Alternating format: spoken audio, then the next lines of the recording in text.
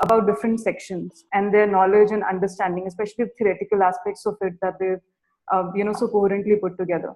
In the third segment, we will spend more time on connect to the classroom, because all these strategies, as you've seen in your own reading, are very pertinent to classroom, but also would try to understand that how can you actually understand these and use them in your own classroom.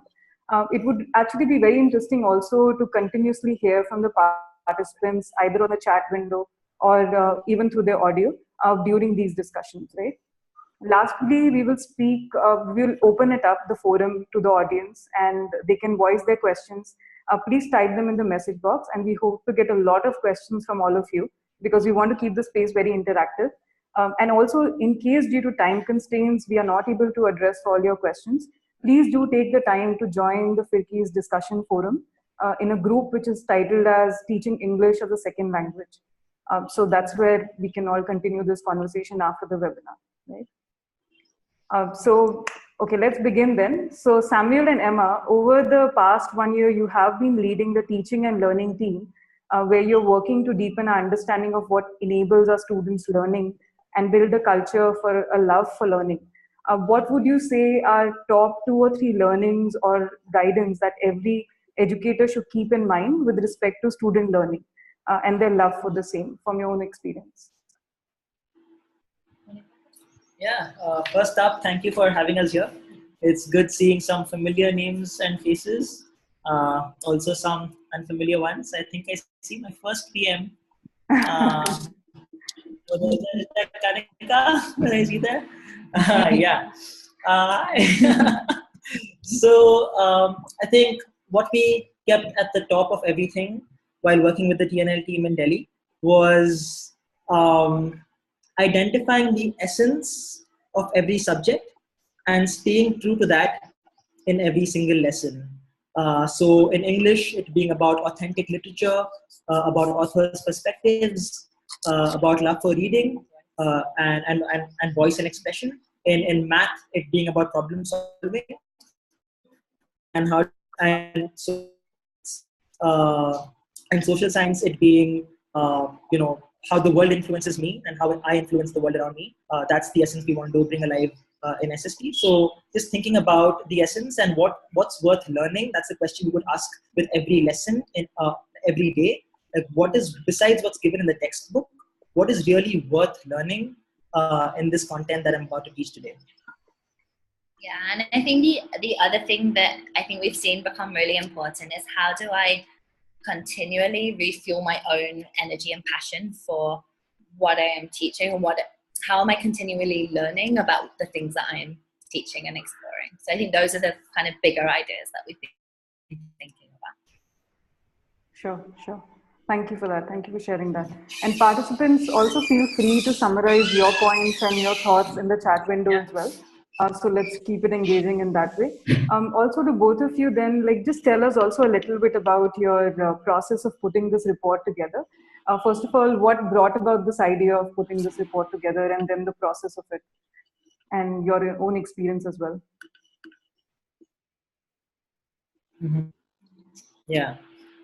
So we got an invitation by the SCRT to put down our learning on working with classrooms who've historically been struggling with English as a second language.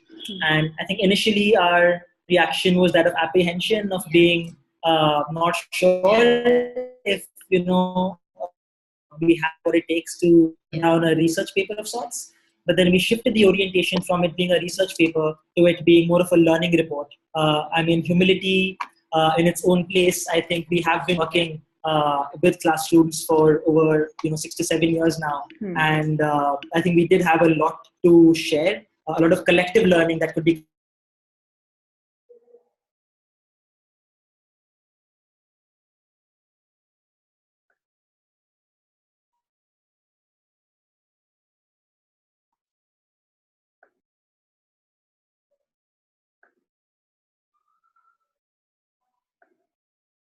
Just give us a minute. I think there's been an issue on their end with the internet.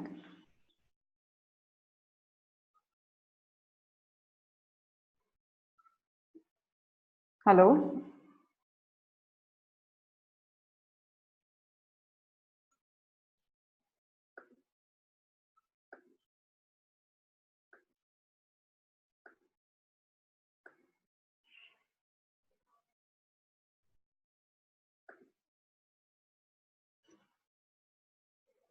Hi, can you guys hear me? Yes, Ekta, we can. Okay. Sorry, you can please continue. Yeah, Sam and Emma, please do. Okay, Spurti, I think their mic has been muted. So that needs to be unmuted.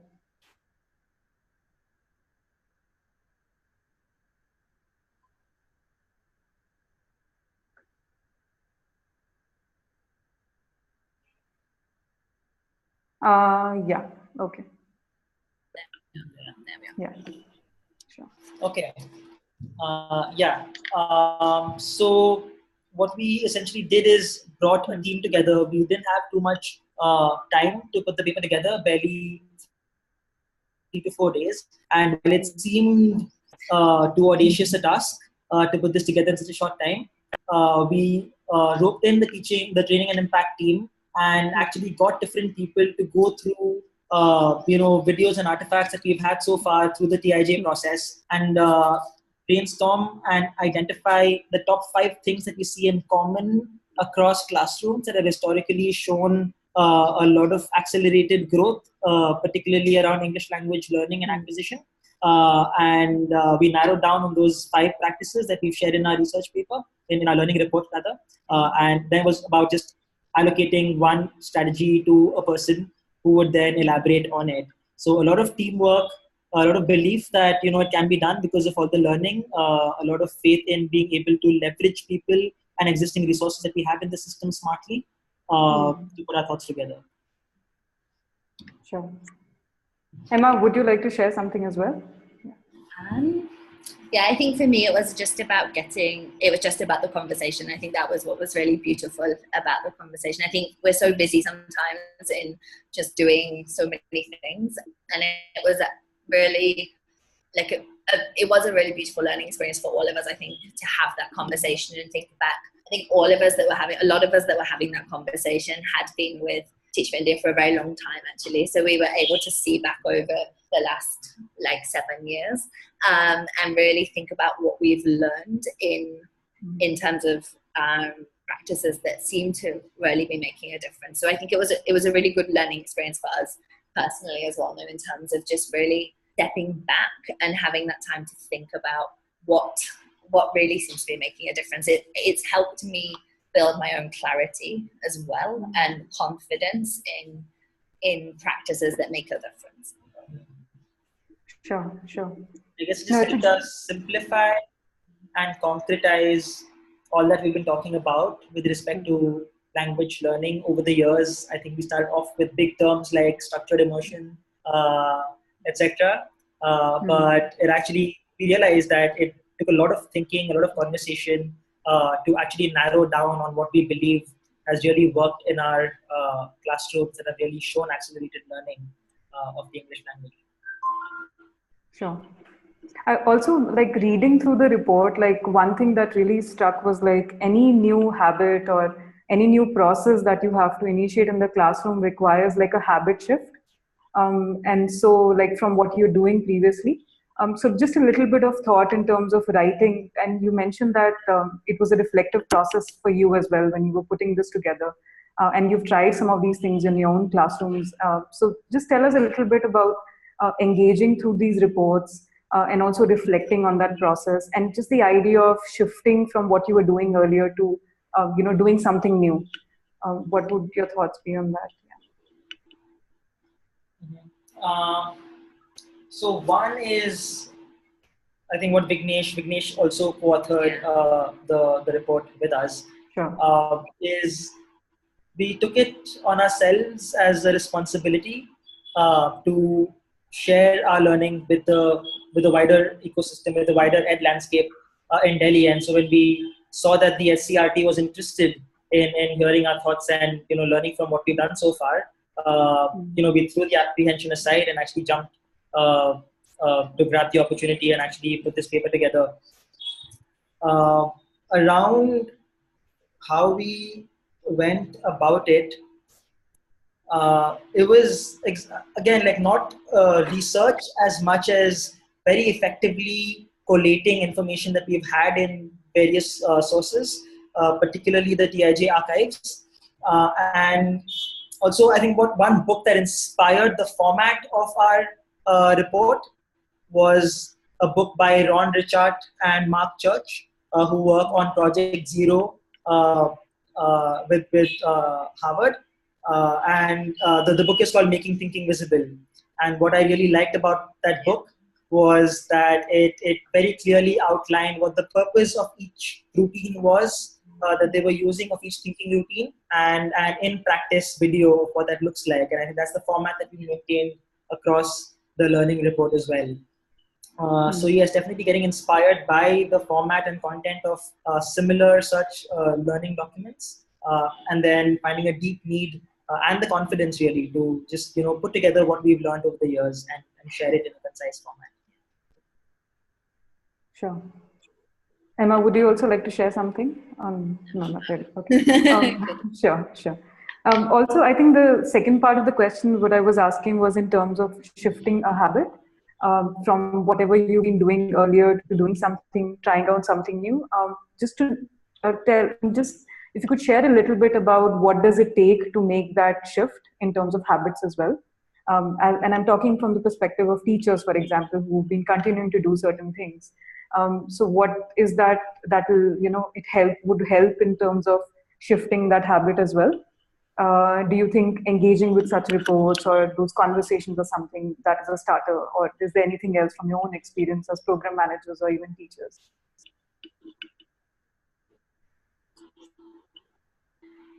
I think it made me value this creating the space for the conversation. I think the habit of regular space for discussion and reflection, I find them very easy to miss. And I think it's very easy, and there's so much to do all the time, as I said before. And I think for me, the process itself just made me really value that. And I think even if I look in the last few months, I do think we're starting to consciously think about how do we create more spaces to have conversation with our fellows, even like with our kids, with other people. Like, how do we create more space for conversation, reflective conversation, to really deepen our own understanding.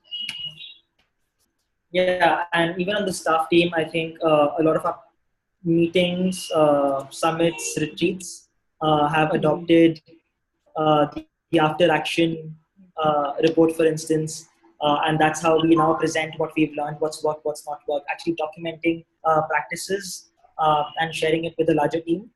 So definitely a lot of documentation being looped in, which earlier didn't happen very often. It was a lot of implicit learning that happened in the system, but I think we consciously took the choice to convert that into explicit learning that could be shared concretely with people. So definitely encouraging different members to put together reports, to put together reflections, documents, etc. That could be shared on Drive or on other online platforms. And something that really inspired that is we've seen across school teams that are really strong, not Teach for India schools, but schools outside of the ecosystem. I think there's a practice where every teacher sort of prepares a blog, right? We've seen that in some of the strongest schools in Delhi. To mention one, the American Embassy School that we've learned a lot from, is they have a very, I think, consistent practice of maintaining blogs, of writing down reflections, of sharing practices that work and don't work, irrespective actually of the depth of research or quality, even if it is just putting down first thoughts, but just putting things out there for people to have a dialogue around is something that we thought is a culture we should bring into TFI as well. Sure.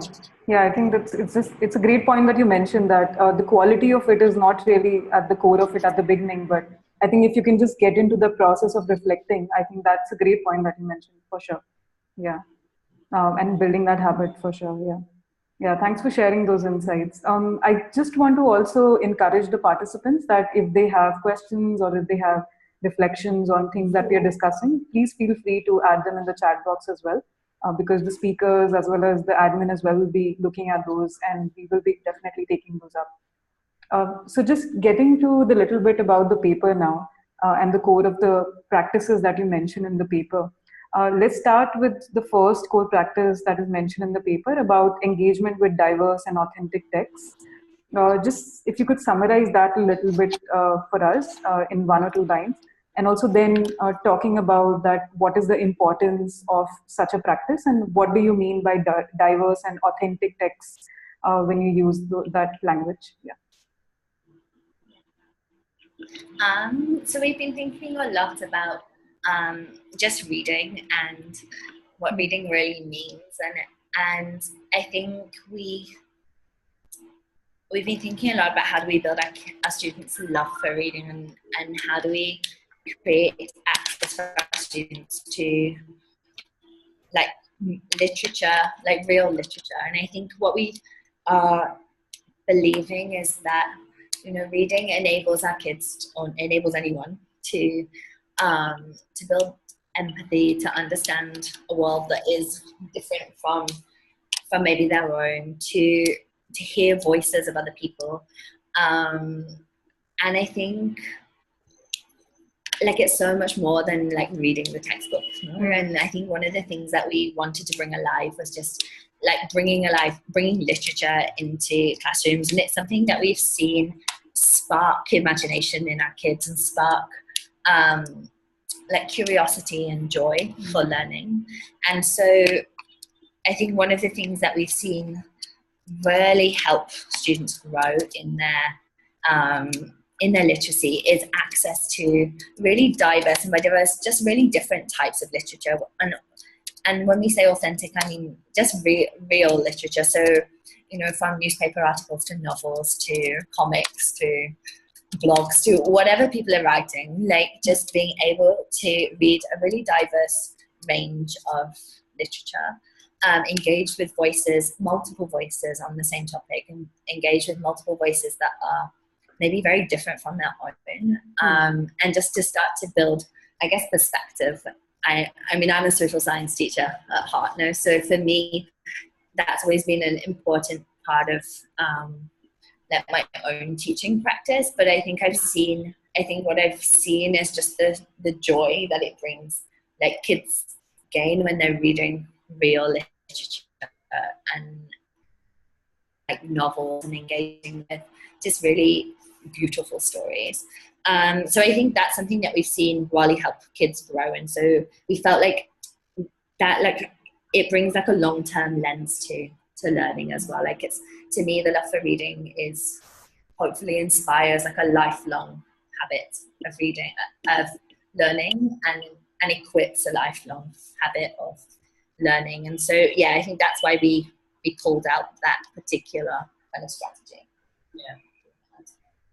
Also, I think what really enables learning of language particularly is if there is an authentic utility that it brings to a person. So it could be, you see people learning new languages when they have a genuine reason to, right? Like if they have a spouse who speaks another language, right? Or a partner, or they see that they're going to move to a country where they need to, learn an alternate language, and that's when they actually start learning it themselves. Besides, rather than when language used as a subject at school. And so I think one authentic platform to provide to children is reading interesting literature. And unless students are surrounded by such work and actually look at language as a tool to explore those books that they see around them, there wouldn't be a very authentic reason for children to pick up a language which they don't see around themselves. Right? A lot of our students are in a non-English speaking environment, and even in their schools, at least in Delhi, right, it's one English medium classroom, amidst other Hindi medium classrooms. And so reasons that we often give them, like language enabling job opportunities, is so far-fetched.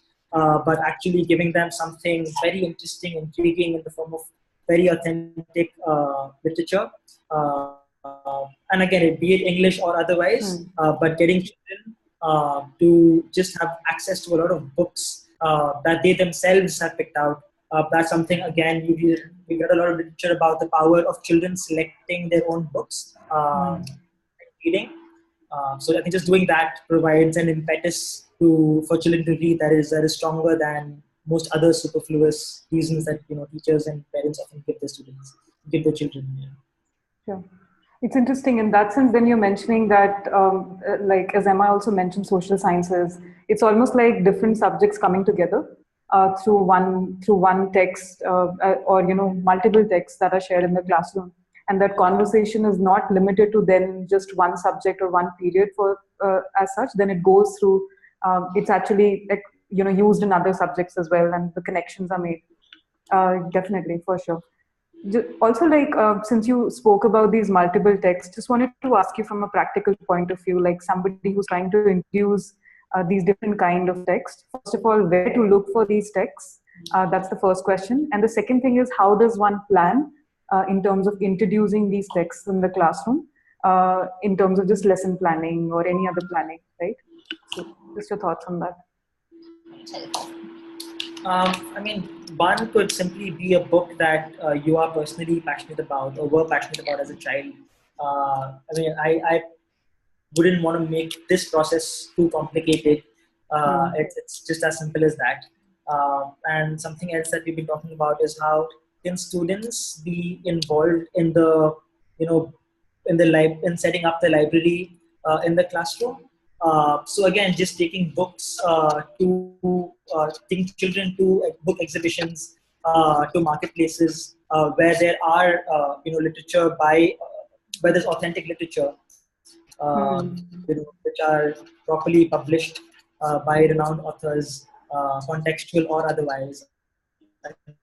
Again, that's a debate that's often happens, is where we draw the line on how contextual we keep literature. Me being an Indian kid in Mangalore, I found Harry Potter extremely interesting, even though it had nothing to do with the things I saw around me. Otherwise, the conversation I was having around me.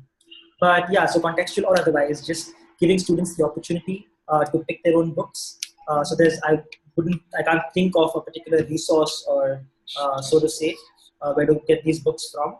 But either something that really that the teacher finds very interesting, that he or she thinks they could bring alive in the classroom based on their passion for that book, or books that children themselves pick out at exhibitions or the marketplace. Yeah, and I think in terms of doing this in a classroom and planning to do this in a classroom, again, I think keeping it simple is really powerful. I think I remember my own fourth grade teacher reading us The Hobbit, and he decorated every day. We read The Hobbit for, I don't know, 20, 30 minutes a day. He read to us, and we just sat in a circle and he read to us, and he decorated the room to look like mountains. He put pictures of mountains up, and we charted like the journey of the character through the mountains. And at the end, we had cardboard and we made board games. It was very simple, but like, I remember it happened 30 years ago, and I can remember it. And I think I don't think it needs to be complicated. I think just reading books with children, just books that they will enjoy. I think a question has just come into the chat box around incorporating text with things they were learning in class. I think, yeah, like as a social science teacher, I had a lot of opportunity to do that when I was in the UK as a teacher. But I do think it's possible here as well. Like I'm spending a lot of time with fellows, and whether they're studying grade 9 in the rise of Hitler, I think is a beautiful example, beautiful opportunity to read like the Diary of Anne Frank or whatever. I think when you're learning about like discrimination, and I mean, you could pick up books like To Kill a Mockingbird. I mean, these are books that I love, right, that I'm describing. But I think any books that you read that connect to a theme that you're teaching, I think it's totally possible. I read plays with my kids, war poetry, all kinds of just different literature that I brought into the classroom. So I think it's about, for me, it was about like really understanding, like what's the essence of the topic that I'm teaching, like what's worth learning in this topic. So if it is, and then I read a lot anyway, right? So it was easy for me to then pick up books that, as I was like, oh yeah, I really read this book. And sometimes I would read the whole book with my kids, and sometimes I'd just read a chapter or a section of the book with them. At this point, it would be great if the participants could also key in some of the books that they've used in their classrooms, and also mention towards what purpose they did that, like the Diary of Anne Frank for a study of democracy, or the rise of Hitler, To Kill a Mockingbird to deeply understand discrimination. So if the participants could key in some of the books that they think are really good to be introduced in classrooms. Particularly Indian literature. Yeah. With my upbringing, haven't been exposed a lot to Indian literature, but that's something. If participants are aware of good books that they would like to recommend, then this would be a good space to do that. Sure. Yeah, actually, we can pause for a minute or two and just hear from the audience as well, for sure. I think what I found also useful from the things that you're also mentioning is that the purpose is very important in terms of whatever you use in the classroom, because then that sort of guides the questions or even the discussions that you would want to have with the students in the classroom, for sure. Yeah. Yeah, please feel free to add your questions to the message box, or you could just like unmute your mic and also just engage with Emma and Sam.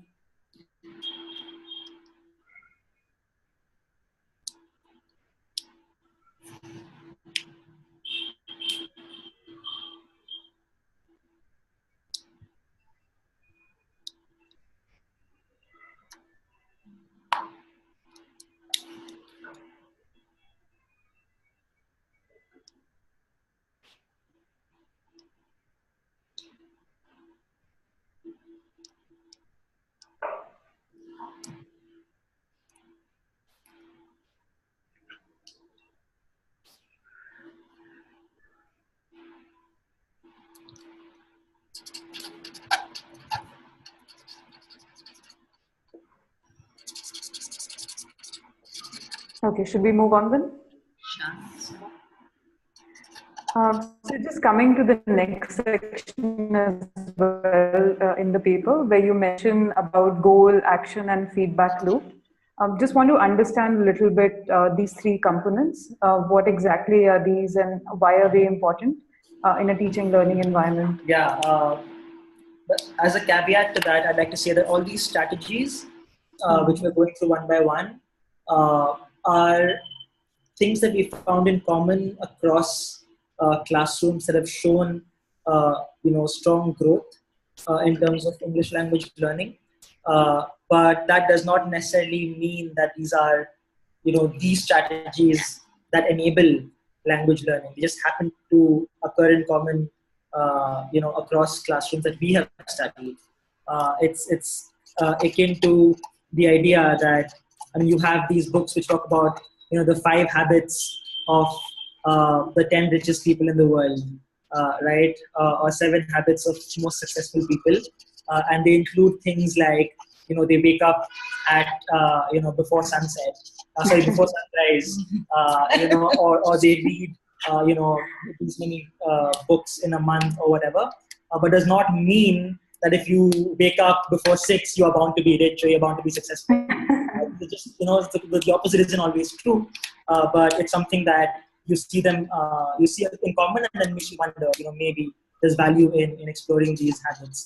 So again, these are just 5 habits that we've seen in the classrooms that we have studied, and what we've seen is, without exception, in fact, this particular strategy is that all our students who have picked up the language very quickly have at the start of the year set their own goals with respect to language learning, either in terms of what they want their reading comprehension level to be as per our standardized assessments, or in terms of the number of books that they want to be able to read by the end of the month or by the end of the year, or for that matter, certain writing outputs that they want to be able to produce by the end of a term of study.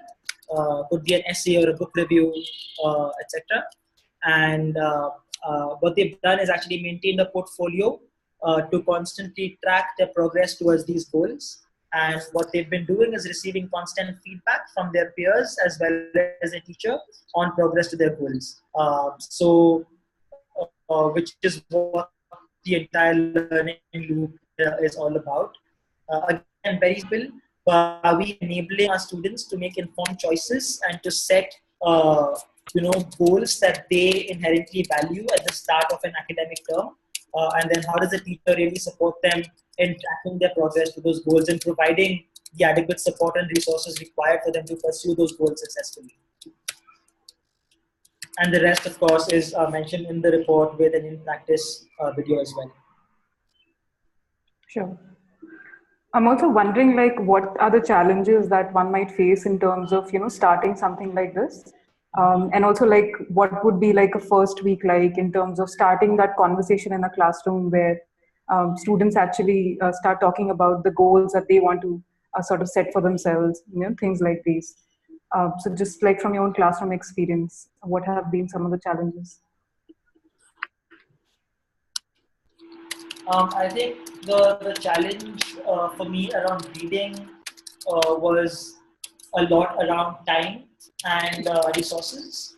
But I think if one looks beyond the 4 or 5 hours that you have to teach and take into account a day that the child has to read and learn, and the ecosystem beyond the classroom that you can leverage, then I think the possibilities.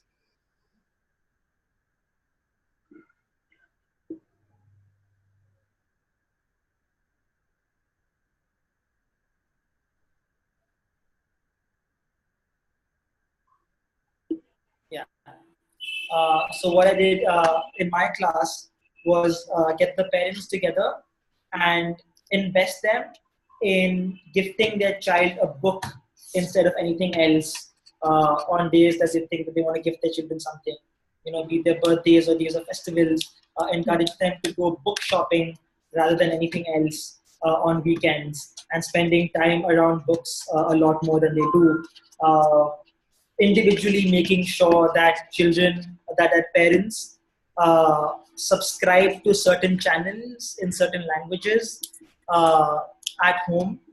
So for instance, I saw that very few of my kids were actually had a subscription to channels like Discovery or National Geographic or History at home, and actually sitting down with the parents and getting them to do it uh, through PTCs and home visits, and actually exposing children to more language. And because back then I was working on teaching children English, uh, uh, I encouraged parents to change the subscription to an English subscription, to the annoyance of some in the family. But I don't know, I'm not too sure. I need to reflect on that action a little bit more deeply. But back then it felt like the right thing to do for the goal that I and my kids were working towards. So these are challenges around resources, right? Like, how do you provide so many books to children? Using your social circle. I think all of us back in 2012 used to have this thing called a wish list on Flipkart and Amazon that we would share in our social network. And I guess thinking smartly around how to gradually increase access to both oral as well as reading sources for our children through television and text, and just finding avenues to increase that day by day. Sure. Emma, you would want to share something as well? No, I was actually reading the chat at the same time, so listening and reading the chat as well. But we managed to lose the message. And Kriti, could you just send your message again? Because I think we managed to get locked out again, and it's deleted your message. Sure. 1 second. I do have the message here. I think she mentioned, hello, Sam and Emma. Thank you for sharing your valuable ideas. From where to start with when dealing with such kids who can't even read according to their class level, if fluent speaking and understanding of English language is the ultimate goal. Yeah. I mean, it's really challenging, right? And I think, thank you. I think when I think about from where to start, I think one of the big starting points is but I think more than technical, I think is confidence. And like I call myself like a beginning Hindi student, and I'm trying to build, like, my goal is like fluent Hindi speaking and understanding, right? I think, but if I think about what holds me back so much is just confidence. And so I think even with starting with students who are learning a new language, like I would also think about the same thing. Like, what is the culture in my classroom, and the culture of like how safe is the space in my classroom for kids to try to fail, to make mistakes. And so I think that's definitely one starting point for me. Do you want to talk about more technical things? Because I mean, you worked with second and third grade students, right? But I mean, the biggest hindrance is vocabulary. yeah. And if you are able to immerse children in enough vocabulary, if they can hear enough words being spoken in English, then the first question to ask as a teacher is, when I'm bringing in these texts, am I able to create an environment where students can, get a context of all these words that are being thrown at them? So, I mean, through television and other media, if that exposure could be given to them and increased than what it currently is, I think that would be a big step towards increasing, exposure to vocabulary, particularly in English. And then I think what we did was a lot of leveled reading initially to make sure the children read at the level or slightly above the level that they are comfortable at. And do a lot of read alouds of text that is beyond their current reading capability. So I think following, the flow of, read alouds, shared reading, where children read in pairs to each other, or there's, one child who stands up in class and reads to others, while kids are tracking words while they're being read. A lot of vocabulary routines done consistently in the classroom. I think, and definitely influencing the environment a little bit to bring in more of the language that you're trying to build in them, collectively play a role in making children more confident of being able to, access more text, to be able to write more. Something particularly around writing that I've seen in schools across, particularly international schools where they have children who do not speak English as their first language, is a focus on phonics that sort of empowers children to be able to come up with their own spellings for words based on sound. And what that does is it does not inhibit them from writing and attempting to write. I think a big thing that we see in classrooms like around us in Delhi is a lot of impetus being given to handwriting and spelling, which sort of holds children back from being able to write simply because they don't know. But I think if they're given the freedom to make mistakes, and if they are given tools on how they can string sounds together to create their own spellings, I think it just gives them the confidence to articulate more in writing than they do with the fear of being incorrect in terms of spelling and grammar looming over them. Yeah, I'd also add, I think doing a lot of reading around what enables students to learn to read better. And I've been reading a lot about reading fluency and just the power of repeated reading. And so I think something that, I think it's very hard is to gain, when we read something the first time, it's hard sometimes to gain that fluency or the understanding of the text. But a lot of the research, and even we've seen in our own practices, has been when we create opportunities for students to read again and again and again the same passage, but with meaning. So reading with expression, or hearing, so maybe first hearing the teacher read a section or another student read a section of the text with expression, and like it brings alive some of the meaning, and then hearing it again, maybe then they say it, then they repeat it to their friend, then they say it again, and that through that repetition, like meaning starts to be constructed. And I think that's something that we've been thinking about a little bit as a kind of, if I'm really thinking about students that are, like as Kriti said, who are maybe quite far behind and in terms of their current class level, I would think about, like, as beginning language learners, I think, can we hear the same thing repeatedly, and can I say it repeatedly, which really is just practice, right? And can we just increase opportunities for our language learners to practice listening and practice speaking or practice writing? Doing the same things again can be really helpful with it. Sure. A lot of interesting ideas. I mean, thanks for sharing. I'm definitely learning a lot. I hope the audience is also. I just want to pause here for a minute or two. and also give the chance to the audience to sort of, bring their questions, even comments. What do you feel about what Emma and Sam are sharing at the moment? So please feel free to talk to them as well. And you can always use the chat window. Yeah.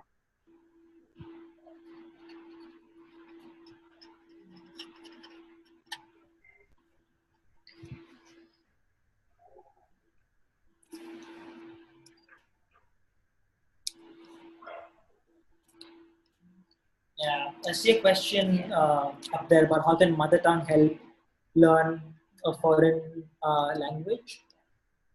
Mm, it's I think the conversation in TFI at least has shifted a lot around, from being absolutely, total immersion or structured immersion to now more and more people exploring what bilingual learning could look like.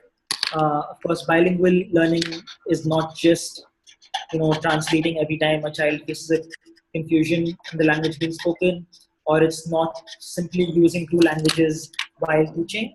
But how, as a teacher, are you aware of certain linguistic and cognitive connections that would happen in children's minds as they are learning both languages together? Many language pairs, like the Hindi and English, there are many grammar rules which aren't directly transferable, right? The main thing being subject-verb agreement itself in Hindi and English. And it's a lot of times, teaching English through Hindi is not really useful for certain grammatical and sentence structures, but in many cases they are, right? So how can you identify those root sentence structures that can be translated from Hindi to English, and how do the children think about all possible, like other possible structures that can be built around that root structure?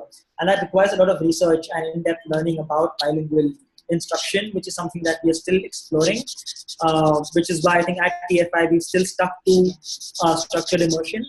But that's something I am very interested in learning, and I'm in fact heading to learn in a couple of months, is how does one really build those connections across languages to help acquire a new language better.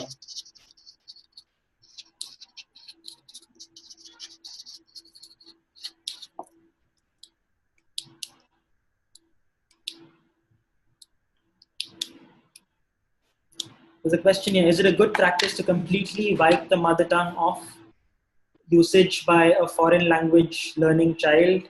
I would say absolutely not. Simply because no matter, clearly a teacher does not have as much time with children as much as they have outside of school, and so naturally their vocabulary and exposure to both spoken and reading language is going to be more in their own mother tongue. And what I think enforcing or trying to replace that with another language is not practical, right? They are still going to, unless you kidnap the child somehow, that's not going to happen, right? The kid is still going to be exposed to the mother tongue more, and actually, yeah, as it should be. So yeah, but then I'm actually not in a position to answer how we can really leverage one's mother tongue to teach English or any other foreign language, at least English in our context, because that is bilingual instruction in its true essence, which is leveraging connections in one's mother tongue and making connections to the foreign language. And these are not random. And like I said, and I would want to reiterate, it's not just translating every single time or teaching, using both languages. It's a very smart way of identifying specific translations that you would make at specific times in a certain way. That needs to be studied actually, and I, would love to do that moving forward. That's something that we'd like to explore as an organization.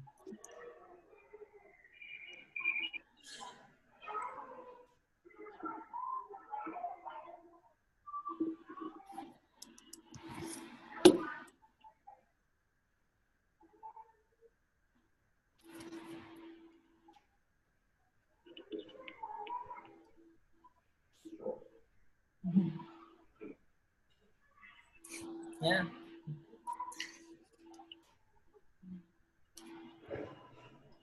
Okay, should we move ahead then? Yeah. So I think in the next section of the paper, you also mentioned something like routines to build student expression and voice.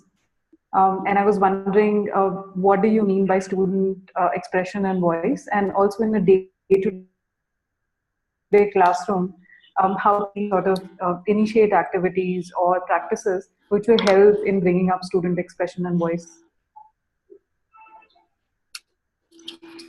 Yeah, I mean, I think when we think about language learning, I think we think about all aspects of it, right? Like reading, writing, speaking, listening. All of that comes together to help somebody develop like a fluency of that. What we've seen become really important has been like the classroom culture and the structures and spaces in the classroom for students to really build, like express their own voice, practice, make mistakes, talk to each other. So there are a few structures that we shared, or systems that we shared around, that we've seen really help kids have this space in the classroom, around like having a regular morning meeting, or the structure of a think pair share where they can turn and talk to their partner and engage in conversation. And I think what both of these spaces do is create space for children to really practice and engage in conversation. And I think without that space, I think it's probably quite difficult, you know, to like really fully learn a language without that space to really practice using it, and practice conversing with each other, and the space to like talk to someone, to make mistakes, to hear them say it back to you, to a space to share your opinions and what you're starting to think in that language, or in any language for that matter. And I think Kanika had written, like in her experience to children who learn to read quickly, are they fluently able to use English with oral competency? For me, I think this is maybe the connection, is maybe that space, creating space within the classroom, outside, obviously the outside as well, like opportunities outside of the classroom for students to like really begin to use their language. And I, like, again, as a beginning Hindi student, I do actually think creating that space is really important, because like my confidence is still quite low to speak, and I think I understand quite a lot now from just generally being immersed in Hindi, but I struggle to have the confidence to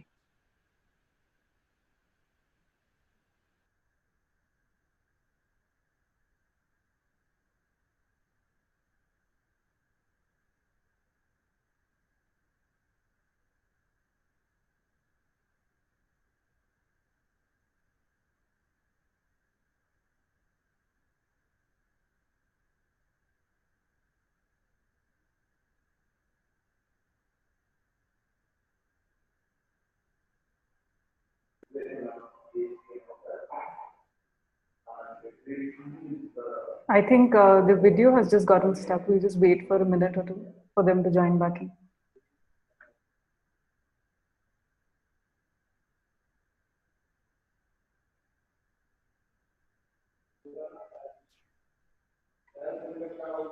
In the meantime, it would help if you participants have any questions and comments.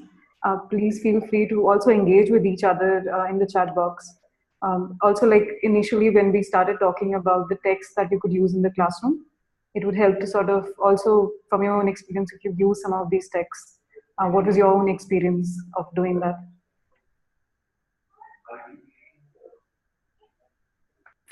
Sorry, we lost you. Can you repeat that last question? Hi. I think we were just talking about the idea of student expression and voice. And I think Emma was talking about like her own experience of learning Hindi, and what the spaces where, you know, she's found it useful in terms of using that.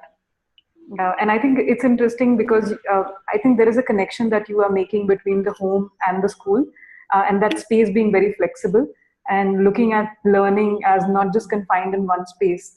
So that is exactly what I was like. That seemed very interesting for me in order to look at it from that perspective. And also, like, since you're talking about like from the classroom perspective as well, I was thinking then peer learning is so important for student to express. And I was part of the KER, Kids Education Revolution, which was an amazing experience in itself. And you could actually see student expression and voice play out so well. And I was wondering, how do we sort of create that in our own classrooms? So if you've had some experience of, creating those in terms of peer-to-peer learning, that would also be nice to know. Yeah, we've spoken a lot about it at TFI. Having morning meetings where children get to talk about what they're looking forward to in the day, or talking about how they spent their evening the previous day, or any questions that they want answered, that day, etc.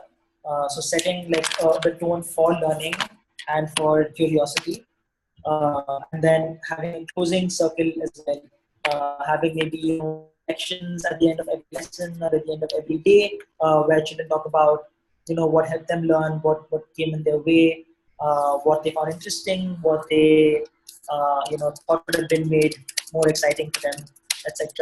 And giving a lot of opportunities for children to speak, even in lessons. I think this approach of flipped learning, where a lot of the procedural, mundane reading, etc., could be done at home, and the class starts, with a discussion, right, on what students have already read or watched, and then again you can find creative ways to deliver instruction to children. It will not only be through reading, but how is there more speaking happening in the classroom, and then how are there structures to enable them, like sentence starters, to help students navigate through discussions or frame certain sentences while speaking, and how is the teacher constantly facilitating these conversations, and calling out again times when children use language well, making connections to what they're reading, making connections to vocabulary that they're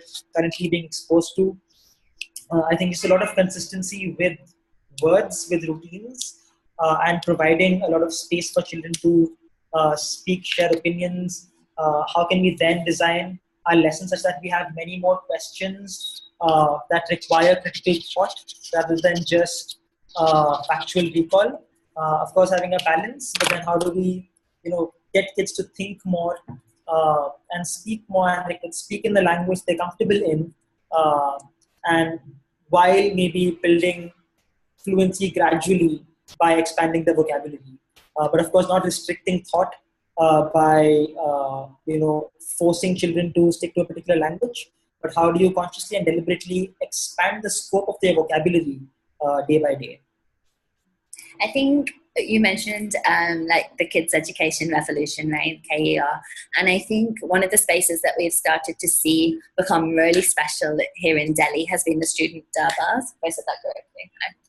My husband said I said it. Student darbars. Yes, and it's been an incredible space. Like we've seen that 50, 60 students come together in the city like twice now, where students have come together and just held a space actually themselves with very minimal like input from anyone else, where students are expressing basically anything that they want to talk about in this space, and they come together for maybe an hour and a half, 2 hours, and they've created this incredibly safe space where students can share anything from an idea that they have that they want to work on in the city, to poetry, to a problem that they're facing, to a song, to dancing. Like students are sharing anything and everything with each other, and it's been an incredibly beautiful space for to build student expression, to build voice and expression, and we've seen like our kids' confidence just really grow in that space. And I know lots of fellows, lots of our teachers are doing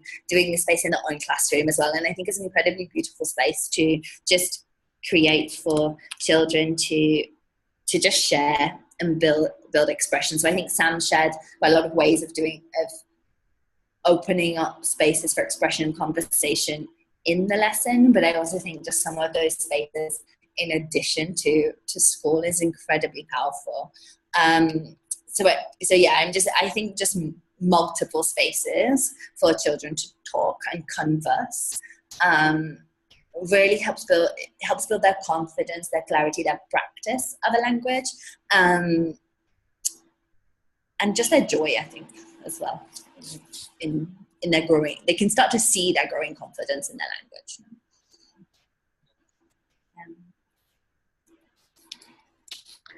I was also wondering, like, a lot of times when we think about starting something new as well, right? It's also like a lot of effort for the teacher in order to start something. It's a lot of preparation, planning, and so just thinking that how can peer-to-peer learning in the classrooms that we think about, how can that be like a value add for teacher? What is the perspective that a teacher might, it might help a teacher to start some of these things in the classroom? So, if you could share something on that as well.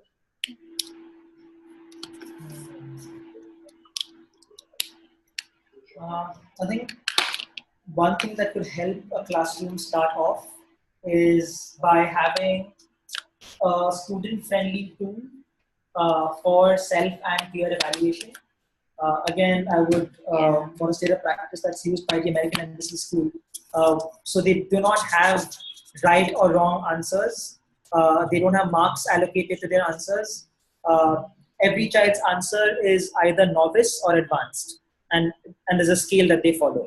Right? So there's novice, and then there's beginning proficiency, proficient, and then advanced. And a child's response falls in one of these categories, and every student in the classroom at the start of the year is equipped to be able to place an answer on this scale through certain criteria that are introduced to them.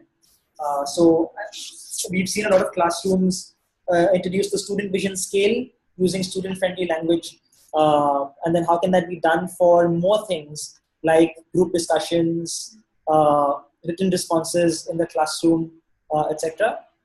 That really enables students to evaluate their own responses independently as well as do it for their peers. So how does the teacher really set students up to be able to do that before giving them the opportunity to do it? Because otherwise, it's just meaningless, time being spent on evaluations, and the students are really equipped to evaluate, through some rationale or direction that's given to them. I think what this changes in the classroom and for students is the ownership. What I've seen with my own students was it shifted like their, again, confidence, but their ability to like own their own learning and their own mistakes, because what it meant was they were able to look at their own work with that critical lens, and like it was very empowering, I think, for them to be able to support each other to improve, and also to help to improve their own work independently in the longer run, like as they develop the skill. And so I think it was a really, probably one of the most empowering practices, actually, just helping my students have that clarity on what is good quality response, and how do they keep growing in their whatever it is that they're doing. I think it's also then in that case, then the effort that we think that is also gets divided, right, between students and teachers. And so that like the idea of a value add would then, from what you've just spoken about, is that there's just not just one person who is sort of channelizing the class to a goal, but it's like everybody collaboratively doing that. And then the teacher also has a lot more time then to sort of think of other things as well and plan new things. So definitely makes a lot more sense, for sure. Again, I'm going to pause here for a little bit to just hear from the audience their comments and questions, and before we move on to the next section.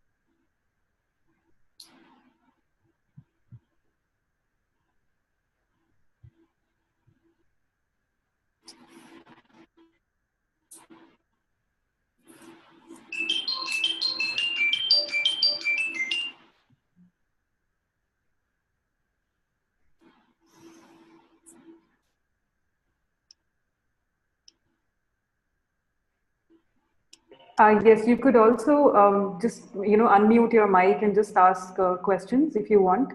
Don't necessarily have to type in if you don't want to type at the end of the day.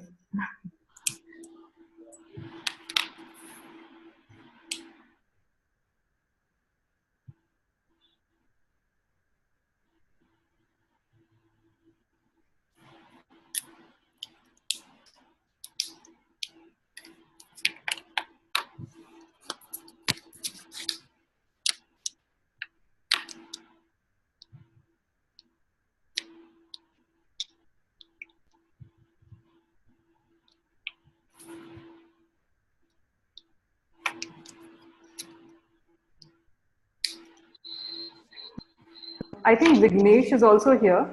So Vignesh, please feel free to sort of add to, because I think we've sort of not introduced you, but yes, Vignesh was also part of writing the paper together with Emma and Sam. So Vignesh, if you want to add to something that they have been speaking about, please feel free. Yeah, would like to hear from you as well.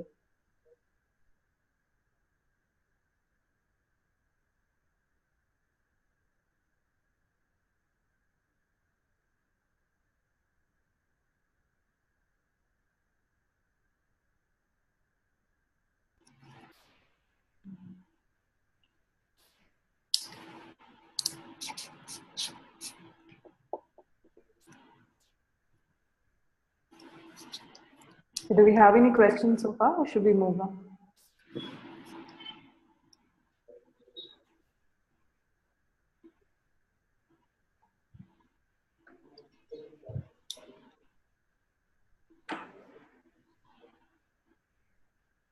Okay, so just moving on to the next section then. This is about the idea of explicitly teaching reading strategies, things like guiding questions, graphic organizer, think aloud, and writing progression, which was sort of clubbed into this idea of IDEET.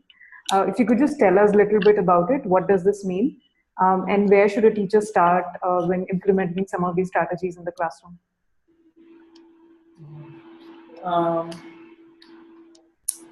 So I think it's really important for children to know what it is that they're learning about the art of storytelling while they're reading stories, and how do they see themselves developing as appreciators of stories and also creators of stories themselves, right? The tool that we have, which is the literacy curriculum framework, outlines basic to advanced objectives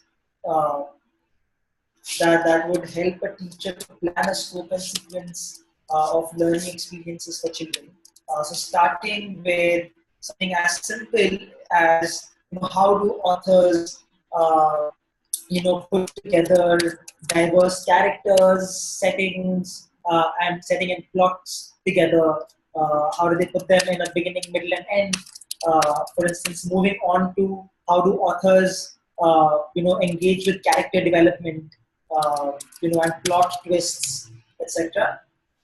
And explicitly informing or explicitly directing thought towards these strategies by either modeling it out themselves. So what a graphic organizer does is breaks down the thought process that I think which in adult's mind happens very subconsciously, but maybe a child needs to be explicitly told about that thought process, or the child's attention needs to be directed towards that thought process in order for them to consciously build the habit of doing that while reading, and hence while writing a story.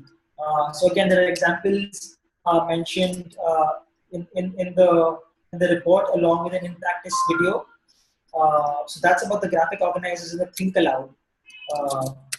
And with regards to ID, again, it's a structure that enables children to fearlessly take on writing. Writing, again, in our classroom seems to be the most challenging output. And what happens with the ID structure is that you start off by ideating about a topic. right? And ideation now is language independent, or rather script independent, and it could be so at the beginning, or it could be at the level that the children are comfortable expressing themselves on paper. So it could be through a drawing, it could be words in a language that they know the script of, it could be just labeling a picture, so just using, words, phrases, sentences, whatever the children, the level the children are comfortable with. And that happens at the ideation stage, where again for the teacher's job then on that day is just to guide and evaluate the ideation process. Right? So spellings don't matter, grammar doesn't matter, sentence organization, sentence structure doesn't matter. It's all about the kinds of ideas that children are coming up with when they're given a certain topic. So again, teacher feedback and peer feedback are all centered purely around one aspect, which is ideation. And then that moves on the next day to drafting those ideas. Again, children can be encouraged and supported to draft at or a level just above where they are currently right now. So there could be children who are drafting sentences and paragraphs, while there are children who could be simply converting words into phrases or converting pictures into labeled words, right? And then again, based on what the children are learning that week in terms of subject-verb agreement or using the use of adjectives, students can then enhance their work by either using imagery, by adding more detail, by adding adjectives, etc. Then they would move on to edit their work, again using a focus based on the focus of the week. And finally, they publish what they've written. And it's great if teachers can provide students with authentic platforms to publish their writing, either in the form of a school magazine or a class report, or if they can get like a local newspaper to periodically publish students' work. That would again provide students a very interesting and inspirational impetus to write more, be writing letters to friends and family, etc. So ending it with a really authentic platform to publish their work in a well-compiled manner. So that's the entire ID process in a gist. And again, running a club, 2 or 3 stages in a single day, based on where the students currently are in terms of their confidence and competence with respect to writing. But the idea is actually to break down the stages in any given lesson or in any given day. Thanks for sharing that. Yeah, that was very comprehensive in terms of understanding that concept. I think there's a question as well. Yeah.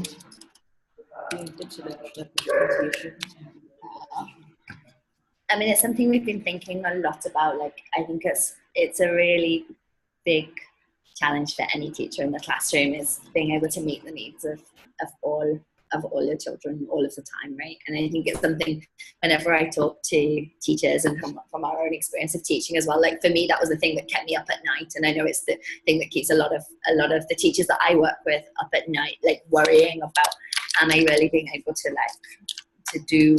help all of the children that I'm working with? I think something I've been thinking a lot about, especially in the context that we're working right now in Delhi, in our schools, and with such a lot of content to cover with our kids, and exams that they're working for, and so many other things. I think we've been thinking a lot about can we kind of differentiate or provide our kids with like leveled reading, so like a simpler text of the same topic. So if they're reading whatever from the textbook or from an authentic text, can we provide a simpler version? And I think particularly with the textbook, I feel like this is becoming really important, because we're seeing like a lot of students who are beginning language learners right now, beginning readers, struggling to read those textbooks, right? And so they're sitting in front of books that they're really not being able to access and to read. So we're wondering a lot about the power of just bringing in like simpler versions of those texts, and we're seeing teachers do that, and therefore increasing like the amount of time that kids can practice reading. I think probably what's also really important is small group or individual support where students can work with a teacher or with their peers at the level of reading or language at which they currently, just slightly above where they currently are.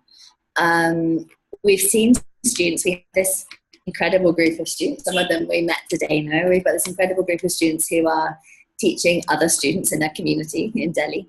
And I think what they've seen is just the power of like students supporting other students to learn to read and build like basic practice. So I think it's a combination of giving differentiated input, so resources and material, and creating extra time for students to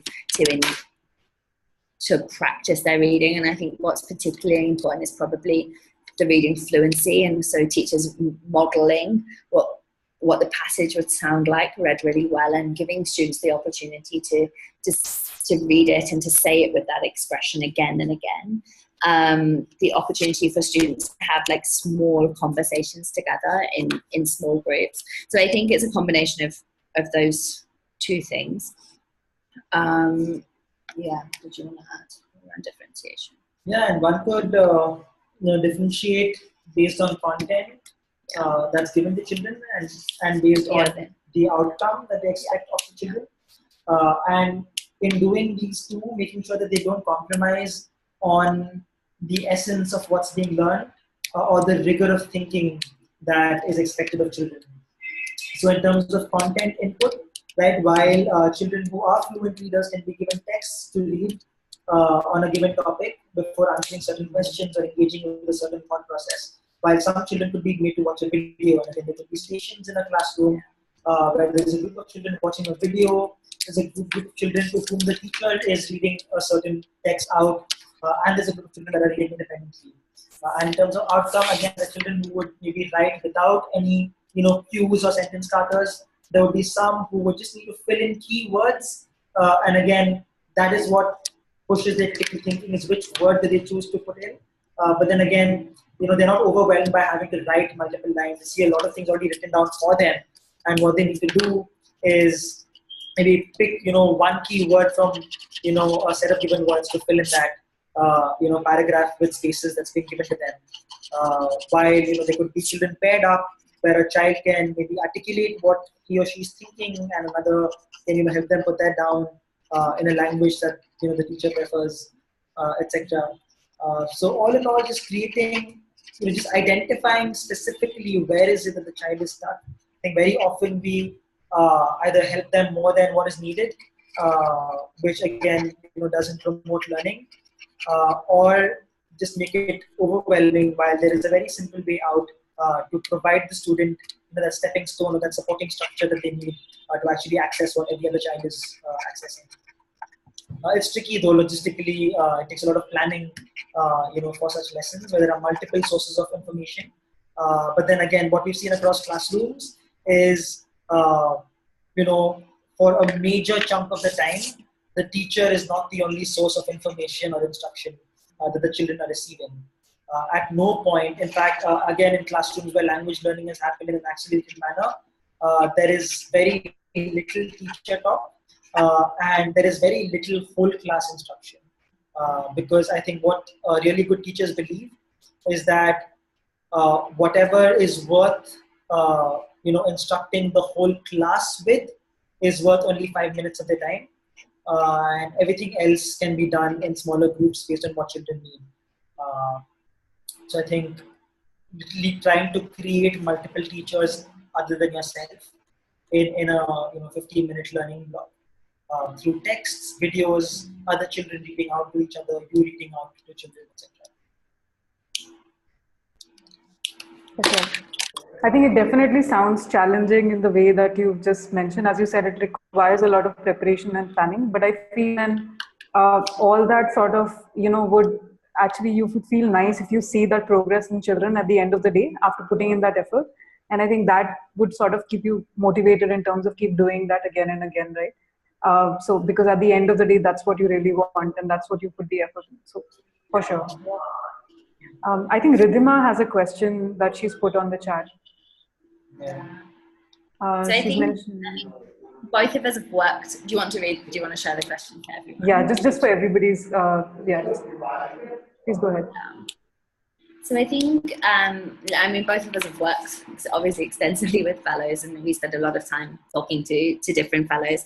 I think, I mean, there are a number of big challenges, especially around writing, right, and the ID structure. And I think, I mean, obviously, I think a couple of really big ones. One, obviously, is class size in the environment and the context in which we work. And therefore, and from that challenge, being able to, like, students being in very different places in their confidence and skill of writing, which we just talked about a little bit with differentiation. I think in terms of time as well is often something that fellows talk to me about. I'm struggling I have a lot to do, and I'm struggling to know how do I build this skill alongside covering everything that I have to do. Are there any thoughts on your mind, specifically with writing or graphical audiences? With geos and ID, I would say, again, what class 10 does, but it's not just class 10. I think one is the teacher not being sure of what, the different groups are in the classroom, and what input would serve them best, and what outcome to expect from them, and how to gradually refine that outcome from where it is. There's a document that we have, right, which outlines expected writing outcomes from a kindergarten level to a grade 5 level, and it's surprising how actually even, and I think that is of in an American context, but again, the kinds of expectations we have in terms of again, spelling and grammar in Indian classrooms is way more strict than the expectations, in English-speaking countries like the States. And that's a document that, because I'm saying this from the context of that document, which is in an American context. Again, can children be equipped with certain tools to be able to articulate in writing? And so I think just a focus, an early and consistent focus on writing by leveraging sounds is something that really enables children to just string words together that have ridiculous spellings, but actually phonetically give the teacher or the reader an idea of what this child is trying to say. It just releases the fear that children have in writing their thoughts down. I think so. That's a challenge that we've seen, is how do we really, as a teacher, be sure of what outcomes we're expecting of different groups of children, grouping them accordingly, and providing them the relevant support that they need. Again, how do you free yourself up from whole class instruction to be able to actually go to these groups and cater to them as their requirement or need is? I know we're almost approaching 7:30, so I just have one last question before anybody else has any. We'll just open it up. You've shared like a lot of strategies that you've discussed in the paper, and we've sort of different views about it. I'm just wondering, in terms of how do we look at these strategies in combination, and also from a teacher's perspective, and also like what would be an ideal flow if one has to sort of implement these strategies in the classroom.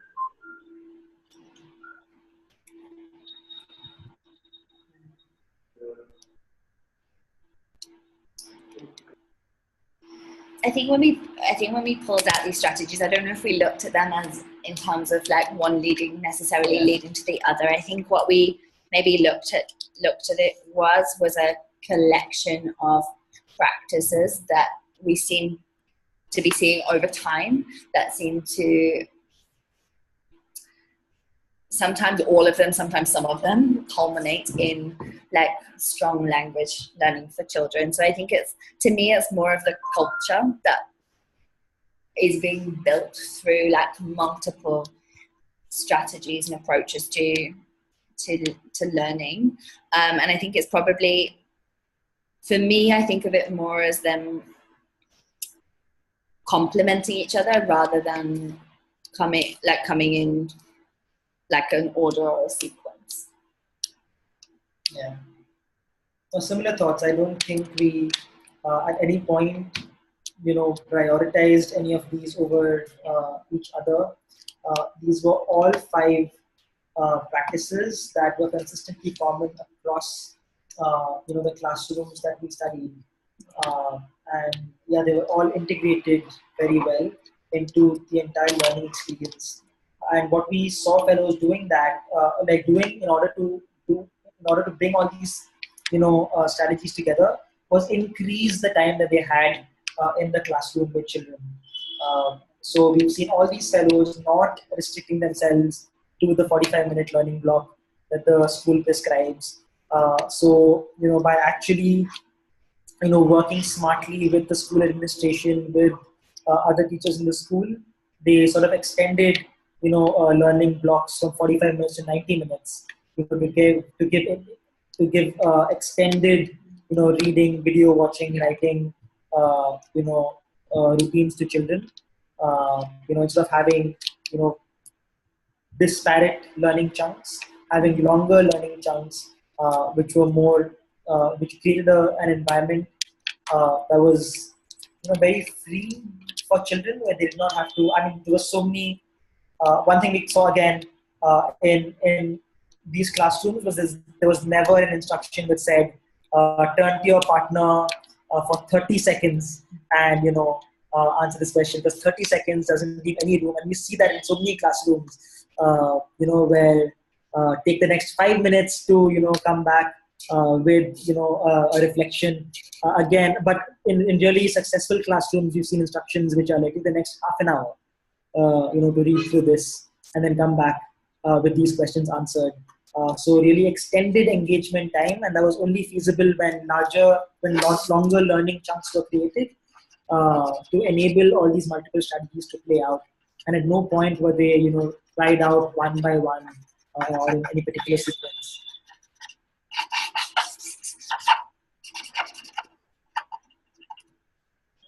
Yeah, unfortunately, it's not possible to extend the time of the webinar like we would want to do like in the classroom. So, I mean, if you have any questions, please feel free to post them here, or even just unmute yourself and just engage with Emma and Sam. We'll be here for a few more minutes before we close the session.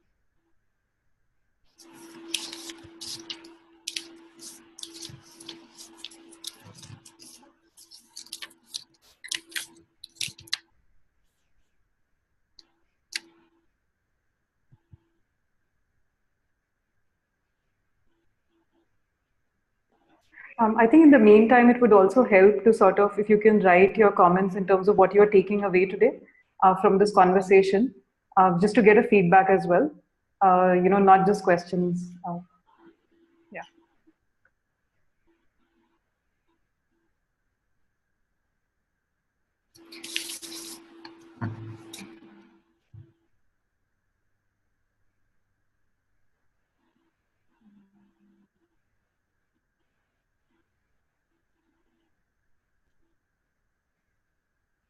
So I think Rhythm has just asked another question around the flexibility within the structures. For me, when I think I'm just going to talk about IDEEP actually in the context of this. But for me, when I think about IDEEP, I actually think it can be really, really flexible. For me, I'd think about it as a process as a writer rather than as a day-by-day structure.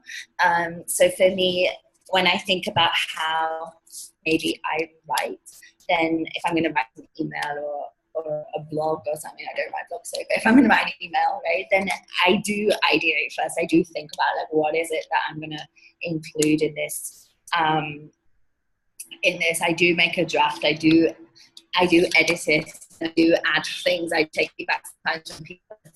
I do then send it. So I think even as an adult writer, like I do follow that flow actually. Like I don't do it in a day by day structure, and I don't do it so explicitly, but I do actually find myself naturally following that flow. I don't think I was taught in this particular structure, but if I think about myself as an adult writer, I do think I follow that flow on the whole. Maybe I'm a planner, I don't know, but I definitely find myself ideating and then writing some kind of draft, improving that, and then publishing or sending whatever it is or sharing. Like if I think about the right that we wrote, like we did sit down and like ideate what would be in this paper. Like there's lots of chart paper and pens and things flying around. We made a draft. We spent a lot of time like improving it, getting feedback, like taking inputs from a range of people, and then obviously it's in the document form that it is now.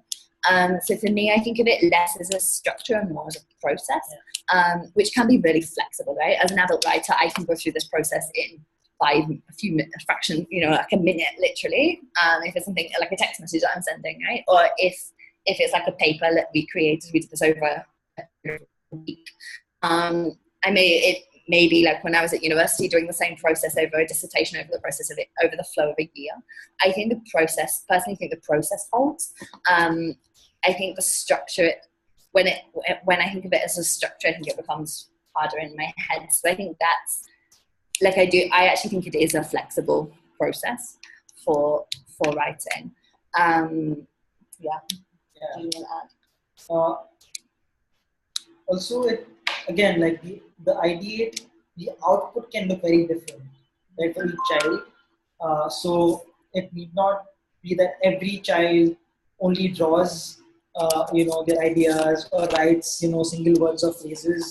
Children can put down bullet points. But the idea is when you start drafting, it's very hard for ideation and drafting to happen hand in hand. Right? So how do you, as a writer, even children who, are able to write fluently and write quickly, how do we hold them, or get them to be patient with, before they start drafting, and spend some good time actually creating an outline for what they want to write with ideas, and is the initial conversation with the teacher, with each other, just around the ideas that they want to include in their writing. Most often, children plateau in their ideation, and you see, over time, their writing improves. The quality of the content does not improve simply because they just immediately, when they see a topic, because they're able to write, they jump into straight away creating a draft without really spending some time thinking about the quality and diversity of their ideas. And in a class, when a teacher encourages ideation as a legit phase in writing, which is given its due time and space, I think children sort of slow down in the whole writing process, and actually it creates time and space for them to think through what they're doing. Again, for some children, the enhance and edit can be clubbed. So I know the biggest challenge I faced was, how do I have a lesson solely on drafting? Isn't it boring for a child to stick with the same topic for an entire week? The idea is not to dedicate one aspect of ID to a day, but in a nutshell, how do you focus on certain areas just so giving feedback becomes easier? That it's so much easier for me as a teacher to give feedback to ideas and ideas alone versus the entire writing in a classroom of 40 students. And on a given day, I am focusing on, let's say, improving the imagery of my writing. right? It's so much easier for me to give feedback. It's so much easier for me to create a rubric that only for imagery that children can use to give feedback to each other, and not really thinking at that point about spelling or sentence structure or organization and other aspects. So there are so many aspects to writing. I think what ID does, and one can feel free to create their own flow, as long as I think the logic is to consciously separate and focus on a particular element, for more depth in that element and for easier feedback and improvement in that element.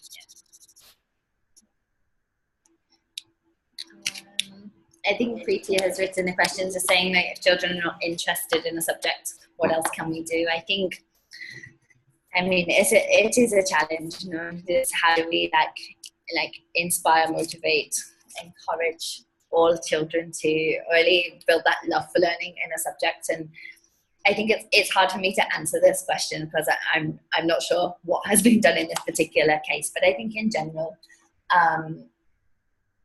I think one thing is to just really have that open conversation with the student themselves and just ask them how they're feeling and what they would like and need. I think the other is sometimes patience and belief, and holding that patience and belief in the student, and trusting that I'm going to keep on giving everything I can, and I'm going to believe that the student will get there. And I'm going to keep encouraging them and keep trying to motivate and inspire them, and believe that does make a difference. And you may not always see it. I don't know. I've worked with a lot of students over a long time.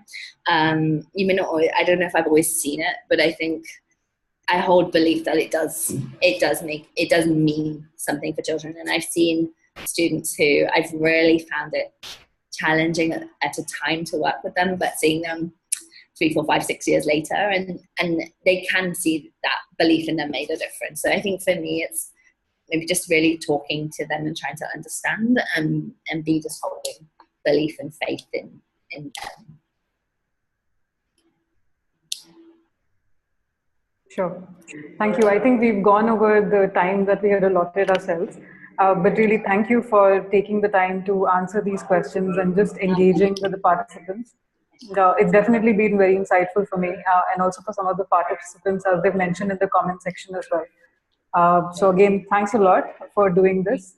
And also, I think we are going to keep having these conversations, and do try to join into the Firki, discussion forum as well, where we are going to keep talking about some of these things, and also be tuned in for other webinars as well that Firki is going to be organizing. Yeah. Thank you, guys. Thank you so much. Yeah. Thank you. I'd actually like to end by saying that, English language learning, particularly English language learning in our context, has been something that we've all been struggling with. And it would be great if this conversation was the launch of a series of conversations, or just sharing of resources, insights, reflections, similar reports that other people, we will encourage people to actually document their learnings over time. And we sensed a hesitation that we felt as well are we experts enough to write something on English language learning, or who is going to read our work? But actually moving beyond that initial hesitation and just looking at us as a community who are all exploring, this challenge that is significant. I mean, I in Delhi am actually focusing on math and not so much English. But even Emma, I think, has never seen herself as a language expert. It is a struggle that we are facing, and we'd really like for a group of people to take critical conversations forward around language learning, and constantly keep sharing their experiences and learning around how they see language learning pan out in terms of their own implementation in the classroom. Because there's a dearth of such literature in the Indian context. There's a lot of research and literature around language learning in the West, but not so much in the Indian context, in the bilingual Indian context, multilingual rather, not even bilingual, multilingual Indian context. So it will be a contribution to the wider ed space if people even put down their novice raw thoughts down, and then one can always edit them and enhance over time. But it's great to have a community of people who are constantly sharing their learning and insights. All right, thank you so much. Thank you. Thank you, guys. It's very encouraging. Thank you. Hope to engage with you, guys on the forum as well. Yeah. Thank you.